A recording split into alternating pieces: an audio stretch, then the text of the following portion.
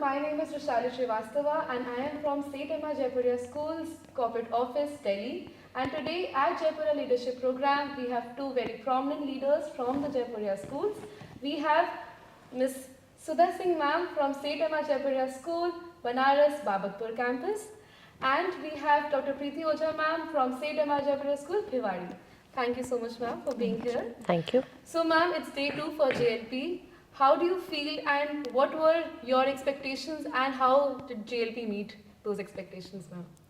Well, I always look forward to attend Jaipuria Leadership Program because there's always a thought process behind this program.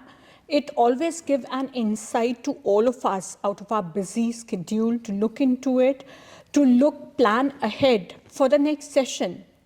And yes, it is always an opportunity to meet, interact with our colleagues, with our friends, and yes, get a lot of synergy, energy, and learning outcomes, and go back to your own campus, rejuvenated. So it's always a learning journey at leadership program at Jaipuria. That's wonderful, ma'am. So, Priti ma'am, you just conducted an idea circle today, and it was about digital engagements and digital technology and how the world of storytelling can be changed through digital platform. Ma'am, what were your 3 key takeaways from that discussion? Storytelling is one of the most important ways now you can engage community. Engagement takes a lot of effort, and you just can't do it just because you want to be heard. You have to have a strategy around which you have to create a story which should be received as a purpose for the listener. And if it can be done randomly, then stories go from one corner to another. It may not go to the right focused audience. Yes. And when you think around for a story as a leader of the school, you need to really see the ethical issues around it, which is extremely important. You need to understand the strategy and the timing when you have to publish a story. It cannot be bombarded as an information for the people who are going through your Instagram or Facebook or LinkedIn media to keep looking at the same kind of stories coming up again and again. So you need to have a theme around it. So when we were discussing on our table and with eminent leaders who know exactly what they're doing, I could realize that each one of them, being from the background of humanities or maybe science or sports, leaders had a lot of knowledge and insight on the tools that they can use. So if I'm using Canva, if I'm using a software called Tundmi, or if I'm using a software which is being used for children to teach, the LMS, teachers and the leaders had the right intention to publish it for the right audience at the right time. So when they created the whole story, I was amazed. They brought some of the most surprising elements in a minute story to engage all 6 of us, which made me realize that if it is coming from the leadership, the cascading will be amazing at the school level with teachers and students and parents. Sure, ma'am. So, ma'am, for Banaras, it is a land of culture, a lot of heritage and a lot of tradition is followed over there. So, ma'am, we were earlier talking in the day 2 of Kanaksa, you mentioned how are we going to infuse culture, how are we going to introduce tradition in our schools. So, ma'am, what is that one key, I would say, a tradition that you have instilled in the school that has put your school apart from the others? Rishali, I must confess, Sanskriti is very, very important these days, especially for the children who are growing up in this era, which is completely digitalized. And we at Seth M.R. Jaipuria School's Babatpur campus strongly believe that Sanskar comes before your maths or English or sciences. Yes. Because if you get maybe 85 marks in maths, but your sanskars are not proper, then I guess the whole integrity of education gets completely swayed away. So at Seth M.R. Jaipuria School's Babatpur campus, we have a lot of such programs where we invite parents or we talk to the children and we communicate sanskars in a very simple way. For example, it is while you are leaving for the school, instead of saying goodbye, just touch the feet of your parents and then walk out of your house. It's as simple as that. You may belong to any religion, whatever ways you can have gratitude being conveyed to your parents, try doing that in a simple, short way. So that's, little assemblies, little programs we keep inculcating and developing sanskars. Of course, we also have one mega program or a hit program, which is almost like a custom for Babatpur campus, and that's Mata Pitra Pujan. And we invite parents, grandparents, all elderly people where they come sit, and children are expected to of course, in a guided atmosphere, through a guided process, offer again, thanks to their parents and seek their blessings and wishes for the future.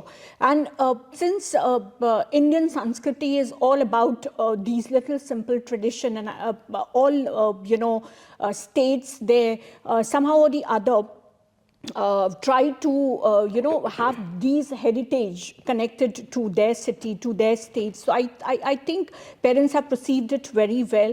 And we have seen children coming up, touching feet, conveying thank you, or a gesture of namaskar. I think it is helping children to come back and connect to the society and, of course, to the larger picture with their own self. And that's important these days. Very well said, ma'am. So, Priti ma'am, in the era of technology, and we have AI integration and we have robotics going on, as well as our focus on Sanskrit as a language, as a cultural influence, how do you find a perfect balance between both, and what kind of way do you carve for the students to maintain a perfect balance between both? I have never seen AI as a subject. It cannot be taught inside the classroom. It's always a tool to reach out to as many subjects you want to. And when we are talking about Sanskrit, or we are talking about any language, I think these tools can help very well to all the students and teachers. Why? I'll tell you the reason. Especially when we had lockdown, we found that when audios were sent to inclusive children, the AI tool helped. When children are not able to pronounce the letters and words in Sanskrit, when we record and send it to them, they hear it and they self-independently learn. They are more confident to raise with that empowerment of learning it all alone. And when they come back to the class, they are more clearer with the concept. And especially when we have such AI tools like robotics, you said, they can be used as a tool to enhance their critical thinking. But when we ask them to do something outside the classroom, it helps them to resolve a lot of other issues which may not look like a robot or a robotics, but it can be any situation which the child can face, and they resolve it. So it's a balance where experiential learning is used with such tools. When you teach a tool, maybe through AI, maybe through robotics, maybe through computers or any other software, it doesn't mean that the child is going to be a software developer. It's not a single faculty that works. It's an interdependent subjects which work together. Like in one of the takeaways of this leadership was that if you may be a teacher of a particular subject, you can't be the same teacher all the time in the entire 40 minutes. You also become a Sanskrit teacher, as like ma'am said, you also become culturally strong. You talk to them value education, you talk about GK, you also talk to them about a situation where you have to do a case study with them. So all subjects come together, and to connect them is the essence of the school leadership and the teachers who give that exposure to children, that this is a case study, it's of maths, but use other subjects to go ahead. Sure, ma'am. So, and I guess the blend of both is equally important in this era. So I guess, and that's what the need of the society is as well. Absolutely. So I guess we should be talking much more about it quite often in all platforms, in fact.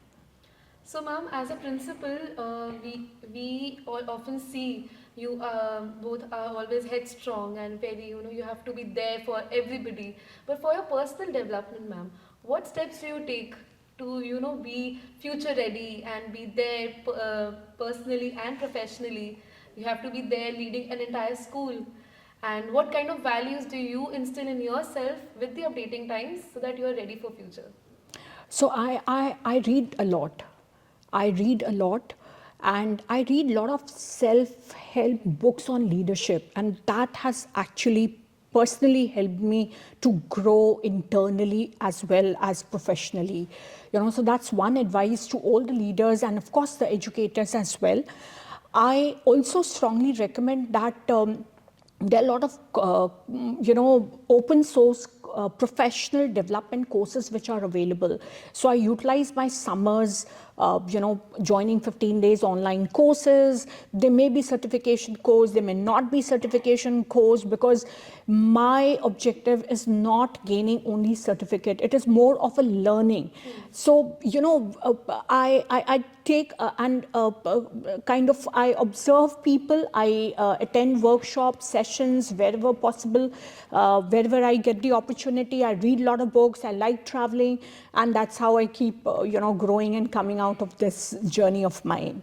Thank you so much. I try to first understand my children in the school where I work. I try to understand the parents. So I'm very socially connected with them on various platforms. So I'm connected with my parents on social media, as well as we keep meeting in the school. I think that's the best way I can read their minds and I can know and understand their expectations. Children come from various thoughts in the school, and they want and they need lots of things, but we can't bring all of them on the table for them. So I try to correlate those things and meet people. I'm a visual learner. I try to watch a lot of episodes and serials and news, which helps me, especially the history of the country and how the future would look like. And I try to merge both of them with the kind of need that we have in the school and with the resources I have.